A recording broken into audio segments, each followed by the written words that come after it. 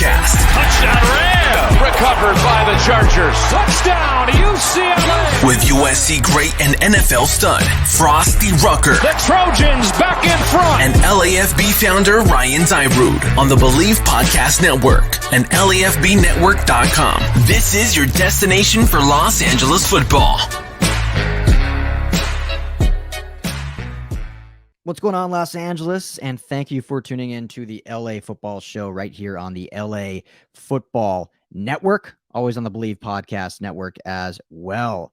Got a great interview for you today is Matthew Coller. He's the host of Purple Insider. He's going to join me to talk about this upcoming Chargers and Vikings game right here at SoFi. Going to be a great game. Great game. I love watching this Vikings team. A lot of ex-LA players. You got Eric Kendricks and Anthony Barr, both former UCLA Bruins. Everson Griffin, former USC Trojan. A lot of stuff going on with the Vikings right now. So a lot of turmoil. Chargers coming off a big win in Philly. Should be a great game. So, it's a fun conversation and we get all into it. This episode of the LA Football Show brought to you by my friends at MyBookie. MyBookie automatically doubles your first deposit. You got to go to mybookie.ag today. Use the promo code LAFB. Get in on the action. This Chargers game, -3. Chargers are 3-point favorites in this one. It's also set at 52.5, the over-under that is. So head to mybookie.ag today. Sign up. Welcome bonus. They're going to double your money. LAFB is the promo code. You can deposit, normal Visa, MasterCard, crypto if you're into that. A lot of different ways to get in there and get in on the action. So mybookie.ag, promo code LAFB. But with that being said, let's just jump right in to this fun conversation. All right, we got a big matchup coming up this weekend. The 5-3 Los Angeles Chargers welcome in the Minnesota Vikings and probably a lot of Minnesota Vikings fans to SoFi to get out of the cold out there and into our beautiful Los Angeles. And to join me to talk about this game, we've had him on the show before. It's been a while, but really excited to get him back on here and catch up and talk about this game. Matthew Coller, he is the host of the Purple Insider podcast. My man, how you doing? Thanks for jumping on with me. I'm a little bit head spinning right now with the Vikings because, just even today as we speak, I'm just a few hours removed from some of the strangest press conferences that I've been a part of as a reporter, where Dalvin Cook has been accused of some really heinous things with an ex-girlfriend, and so he's talking today, and Mike Zimmer is discussing Austin Eckler and his impact on the passing game, and then also dealing with a COVID problem that the team is having as well, that one of their players is in the hospital with COVID, a vaccinated player, but got a really bad breakthrough case, and then it was, I guess, combined with pneumonia. So then they've had a bunch of people who have to be in masks even though they're vaccinated because they had close contact, and so they're doing extra testing. It's like, But how about Justin Herbert? Am I right? It's just a very strange time for you to drop in on Viking land here for a second. Yeah, it's, we were talking a little bit before we started, just how these Vikings team seems to always have something come up, whether it's purposefully or just out of the blue or something unfortunate happens. There's no answer to this, but why do you think it is that some of these things just happen to this team year after year? Is it just a string of bad luck, or is it something to do with just how they run things? So just to tell you kind of where we're at with that, Halloween week, I got a guy on my show who investigates conspiracies, not who perpetuates them, but who investigates them, is his podcast, to look into the idea that the Vikings are cursed. And it's based on not only like the number of insane things that even just I moved here in 2016 to cover the team. Since then, there have been, there's normal football stuff. People get fired, people get arrested, like weird things like that. But this goes way beyond anything. Mike Zimmer had to miss a game for eye surgery. A protester hung themselves from the roof of US Bank Stadium in the middle of a game and hung a giant banner that was protesting some pipeline. There are things that have happened. They had a plane go off of the runway in Green Bay in the middle of winter, things that are just so unexplainable and bizarre that there's only curses is the only place you can go. Not only that, but the fact that they've never won a Super Bowl yet have the winningest record of any team that's never won a Super Bowl. And if you look at the teams that have won the most games in history, I think they're like 8th, and all the other 7 teams or something like that, 5th, and all the other teams ahead of them, they all have Super Bowl wins. And so and probably multiple, I'm guessing. Yeah. Yeah, in a lot of cases. And so I wish I had an explanation for you of why things like this happen to this team, but that's just the way it is. And it provides for a lot of, I don't want to say entertainment, because sometimes it's pretty dark stuff. So I guess just, you never really know exactly what's going to happen when you're talking about Minnesota Vikings football. I mean, even just to not to go on about this, because I know you want to get to the game and your guys' side, but just before camp in 2018, the offensive line coach passed away, like just out of the blue. And then this year, it's right before camp, announced that the offensive line coach is not going to get vaccinated, so he's quitting. And the run game coordinator, which if you look at their running statistics, I think there's probably a connection there. It just seems to be things always come out of nowhere with this team. And then they offer huge distractions and things that are very tough for them to move on from. And I think that's really what's going to define this game is, can the Vikings somehow overcome the distractions that they have when they were already facing a lot of problems? I mean, not having Danielle Hunter, their offense is completely stalled out and thrown for under 200 yards the last 2 weeks. There's some finger pointing beginning between the offensive coordinator, the players, and the head coach and things like that. And everybody's starting to scramble a little bit, thinking about their job status. So it just seems to be, especially during Mike Zimmer's era, that there's always something in the way for this team. And that's been the case for this year. Yeah, perfect way to plug that episode, because I want to check it out. So on the Purple Insider, just a little bit more. What did that guy actually say that he like studies these conspiracies? Was he like looking into a crystal ball and like, yeah, this is true? Or I'm just so curious how that caught my attention when you said that. I'm curious what his way he goes about like studying these things. Yeah, sure. So he looked at the like all curses ever and sort of where they come from, like where the idea of curses come from, things and being cursed. Sorry to cut you off. Is it strictly like sports curses or just anything? Well, both. So he presented the name of his podcast is the Crackpot Podcast, and he looks into all sorts of things, all sorts of, like sometimes sports, sometimes other things. But he's from Minnesota, so I thought like this is a good connection because he'll get it.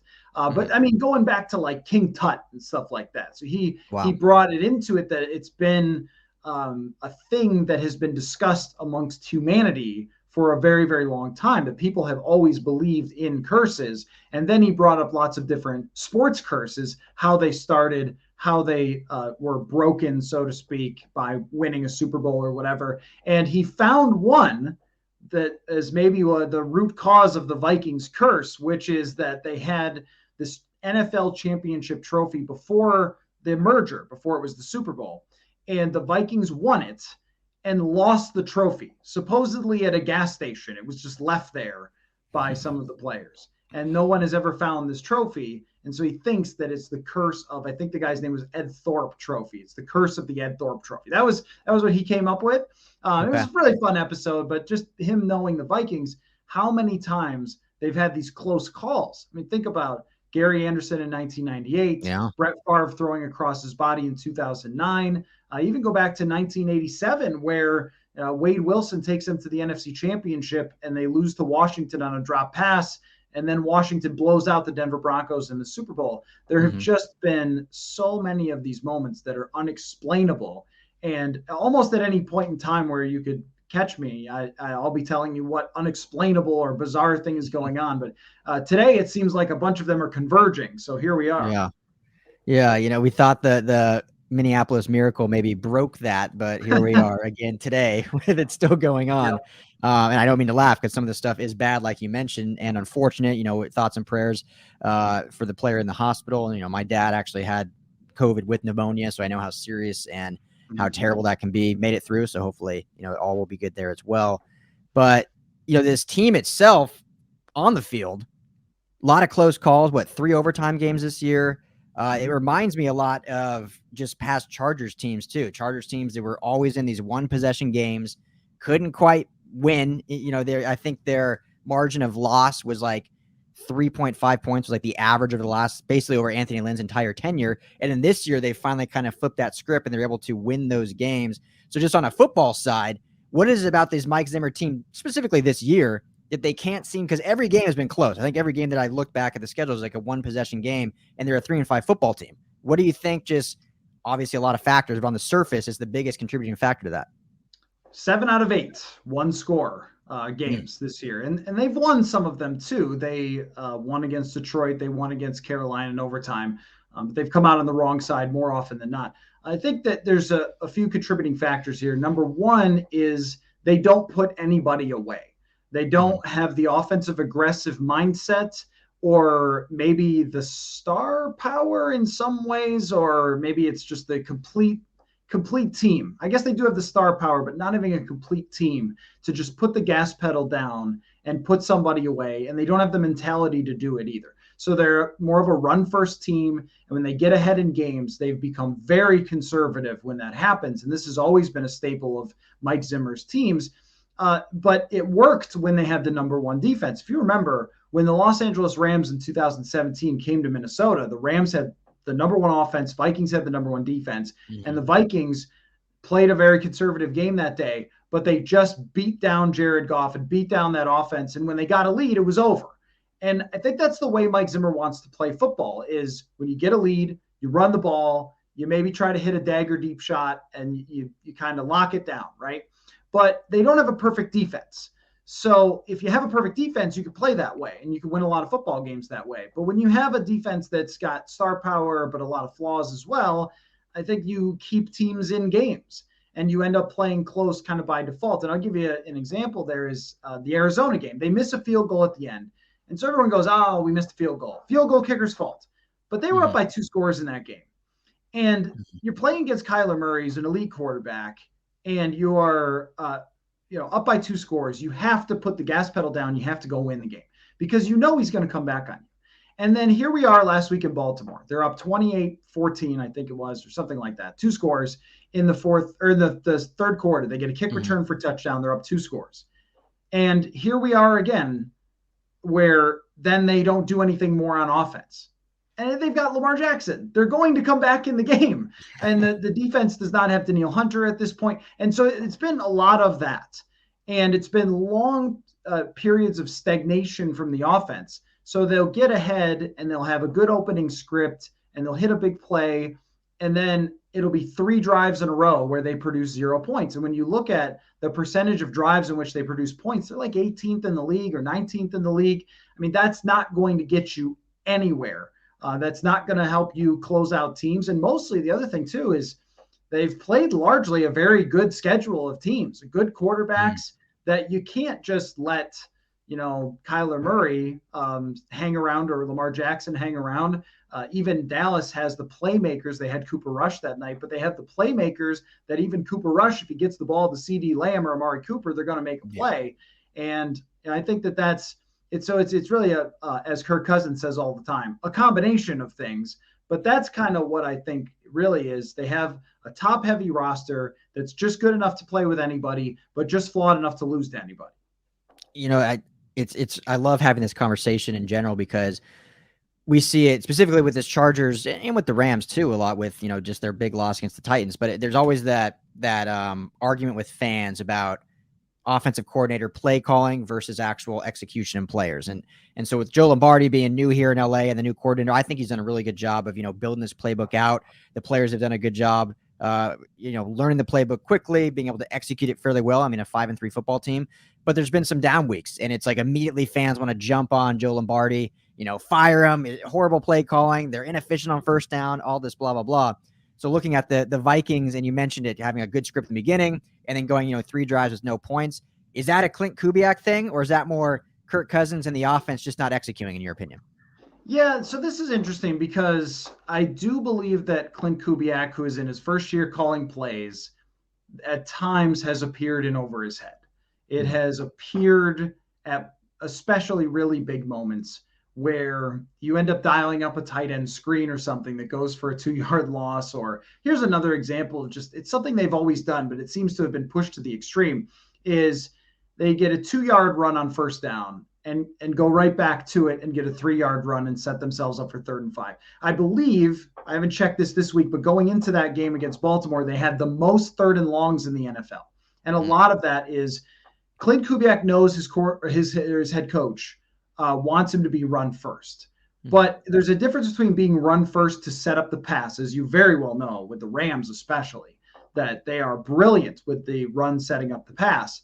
Well, that's what Mike Zimmer wants. But sometimes it's just run to run. So we said we did it, I guess, or just to get Dalvin Cook the ball because he's an explosive player. But it seems like Gary Kubiak and Kevin Stefanski really understood the offense and how it's supposed to work, that Shanahan Kubiak style offense. I think of it almost this way, where those guys were fluent. And so you could talk to them in that offense and they knew every part of it and they're fluent in it. Where Clint Kubiak is still trying to learn the language. So he's working on the Rosetta Stone plan, trying to figure it out on the fly in his first gig ever. And by the way, everyone's got a ton of pressure on them. The head coach is under pressure. The general manager, the quarterback might not be here next year if he doesn't play well, which I think the PFF grades say he's played well. But look at his average depth of target. It's very Jared Goffian from last year, where it's like, yeah, the guy's not ruining everything, but he's throwing like 7 yards in the air on average. So this really can't take you to the next level. It's putting the shackles on what you can do offensively. So it sort of, it kind of goes back to like Clint Kubiak, maybe not fully to the point of someone like Kevin Stefanski or Gary Kubiak, their previous offensive coordinators with this offense, and his quarterback does not bail him out. So, if somebody misses a protection, the ball just gets thrown away because in Jared Goffian-like fashion, he can't run away. He doesn't have a Justin Herbert arm to make a big play and fire it down the field 50 yards off balance or something like that. Everything kind of needs to go right. So if you have, as Cousins did in Washington, Sean McVay calling plays for you, or Stefanski, who we've seen his brilliance in Cleveland, or Gary Kubiak, who's a legend, I think you can make that work. But the minute you drop that off from somebody who's a 9 out of 10 to a 6 out of 10 or a 5 out of 10, I think you see a pretty significant drop. And then the other thing is too, sorry to go on about this, but like the other thing is too, the interior of their offensive line is just horrendous. I mean, it's got to be, for maybe the 4th, 5th straight year, one of the worst in the entire NFL. And you have a quarterback who is not mobile. And it's just always been an Achilles heel for them. It's hurting them in the run game, but it's really hurting them in the fact that there's just pressure up the middle a lot. And if you're the Chargers, I know that Joey Bosa does not rush up the middle. Maybe you do it a couple times because the right tackle is good and the left tackle is good, and the rest of that thing is mushy. So, that just makes for inconsistency. It makes for, if your team has an interior rusher, you can get after Cousins and cause a lot of problems and shut down the run, because they're not great now at playing the pass off the run. And so if you can shut down the run, you put them into a drop back situation, and then here you are, you look up and you go, oh man, it's been 4 straight drives since they've done anything. It's hard to win in the NFL that's so offense driven when that happens. Yeah, absolutely. And I think that's, so spot on. You brought that up because that's something we've been kind of keying in on, is how they can get pressure up the middle, with Justin Jones now being his 3rd game back from injury. And he's been a breath of fresh air having on this defensive line, especially against the run, which will be important in this game too. But, you got Jerry Tiller that can, get pressure up the middle.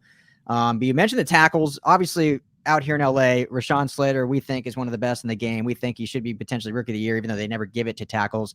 Christian Darrisaw, though, hasn't been no slouch either. How has he been for you guys, and what's been kind of your grade or your assessment of him thus far as a starting player in this league? Yeah, so Darrisaw early in the season, when he first got here, re-aggravated a groin injury that kept him out for a good amount of time. I mean, he barely practiced in training camp, and then when they didn't put him on IR, so we knew that it wasn't going to be super long-term, but they didn't activate him in any of the games, so we were kind of waiting and saying, like, are we going to see Christian Darrisaw this year? And the left tackle who was playing the first few games, Rashad Hill, was giving up the vast majority of their pressure. Rashad Hill played against Myles Garrett, and if you don't believe a 30-pound man can be picked up and thrown, I can confirm that he can. It's by Myles Garrett. So once Darisaw came in, it was immediately different. You could see his physical capabilities are just far above what a backup swing tackle would be. And it's been a difference maker, especially was against Carolina, where he just flat out, outside of one play, flat out dominated Brian Burns for that entire game. And one play, Brian Burns almost got a strip sack, beat him. But other than that, it was very impressive the way he played. And then last week, he was fine. It was all right. It wasn't perfect. Against Dallas, he got his lunch eaten by who's their guy? Randy Gregory. Okay. Completely welcomed him to the NFL. But it's been a much improved over there. It's just that over the last few years, it's never really been the tackles. Like Riley Reif was fine, and Brian O'Neill is a great player. It's just that they have never seemed to figure out how to put together an interior offensive line. They drafted a first-round center who has gone completely bust. They have moved their right guard is a former tackle who right before training camp, they said, "Hey pal, guess who's playing guard this year?" And he was a developmental tackle. So Oli Udoh has had a ton of problems over there. And on the left side, they drafted Ezra Cleveland for what we thought on draft night was going to be the potential future left tackle. And they never tried him at tackle, and they've only played him at guard. And that's been very hit and miss. Like, he's a really great athlete, but it's a guy who's playing left guard for the first time ever, and that shows.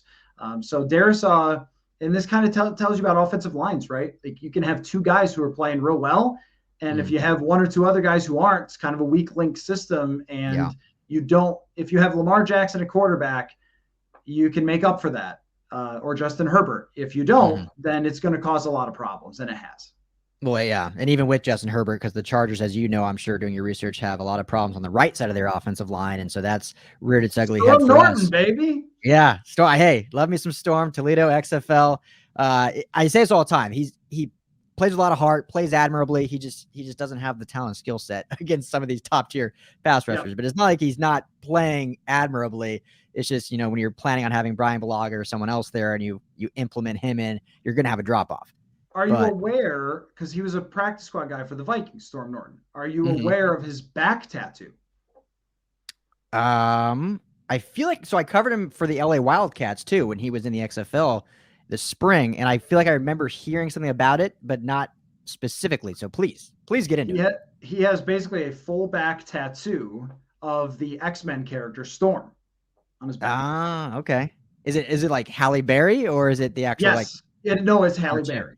Like, it's his wife signed off on that. Like, let's do it. Okay. I guess. I mean, I just remember that. And it was a former Viking reminded me of that when Storm Norton's name came up and whatever. We were talking about players who were starting elsewhere. And like, oh yeah, Storm's starting out in LA. It was like, do you remember his back tattoo? That's awesome. There you go. Insider information right there. Purple Insider dropping us some Chargers inside information. But yeah, glad to hear Darisaw's doing. I'm a player guy, so I love just rooting these guys on. And honestly, probably 90% of LA, not just fans but media, that was the pick for the Chargers at 13 was going to be Christian Darisaw, because we thought there was no way in hell that Rashawn Slater was going to last that long. So we had all kind of settled in on, okay, Christian Darisaw is going to be the guy. How does he develop? How do we do? And then all of a sudden Slater follows us, and obviously it's been great. But it's good to see Darisaw still, increasingly getting better throughout his career. Because you always want to see that with these rookies. So, let's quickly talk about the defense, because, that's obviously Mike Zimmer's bread and butter. They've had some years, like you mentioned, in 2017, where they were extremely dominant. Last year, I believe he said he called it his worst unit ever that he's coached, which is, not great for players to hear, but, I kind of like that he called them out. How have they been this year, just for Chargers fans that haven't watched a lot of Vikings football? Because if you look at the schedule, they've held some teams in check, but obviously it hasn't resulted in wins. Yeah, I would say that they have been a solid defense overall that shows their weaknesses maybe at the worst times. Early in the season, like I mentioned, the comeback that Arizona put on them, where they were revamping their secondary entirely. Patrick Peterson, Bashad Breeland, Mackenzie Alexander, they signed all these guys, Xavier Woods, in free agencies. So they had 4 of the 5 positions were new guys. And there were some confusion and mistakes that happened there that resulted in big plays in the first couple of weeks. And then they started to shore it up a little bit, and they were looking pretty good. But, against Baker Mayfield, against Jared Goff with the Lions, against Sam Darnold, and even last week against Lamar Jackson, like, not terrible. But every time they've needed a clutch stop, same thing goes for Cooper Rush. They caused a couple of turnovers against Cooper Rush, and for the most of the game, he didn't play well at all. And yet it's always something with the defense. Like against Cleveland, it was 14-7. But Cleveland ran for like 200 yards. They controlled the ball for the whole game because the Vikings' run defense wasn't good that day. And then, against the Ravens, it was every time they needed a stop in the run, they didn't get it. So it was fourth downs, I think 3 fourth downs that the Ravens converted. And then they were just missing that big stop. And that's kind of what's been going on all year. And there's no real, it's hard to analyze because there's no real solution to that. There's no, hey, why doesn't Mike Zimmer dial up, cover 2 or something on that play? Well, I don't know. There's just like big plays at big times seem to go against them, or big drives from opposing teams, even against Carolina. They had crushed Sam Darnold the whole day, as most do. And then he has a 96-yard drive to tie the game and converts a 2-point conversion to send it to overtime. It's like, I don't know. But I think a lot of the issues early in the year were they were missing Anthony Barr. They were playing Nick Vigil, who's just not a good run stopper at all. Anthony Barr is a huge part of their run stopping. I mean, anybody who's a UCLA fan knows how good and how versatile Anthony Barr is. And so missing him was a huge problem in the run game. And then they get Anthony Barr back, but Danielle Hunter gets hurt. So now it's harder to rush the passer. You're giving clean pockets to Cooper Rush, for example. He's a backup, but he'll be able to find somebody with a clean pocket. Nobody's going to be able to chase down Lamar Jackson from behind because that's something Danielle Hunter would have been able to do. And the secondary, losing Patrick Peterson was a huge deal because next man up is just not really all that impressive. It's kind of been like you could see Zimmer's fingerprints and how good he still is at scheming against opposing quarterbacks. And this is where I think they would have a chance against LA. He is so good at looking at an opposing quarterback, figuring out whatever weakness they have, and then picking that apart schematically.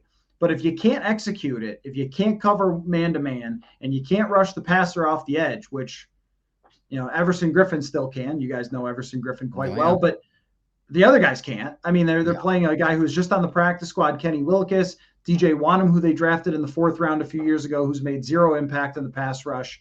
The interior pass rush, not really there. Sheldon Richardson has not worked out.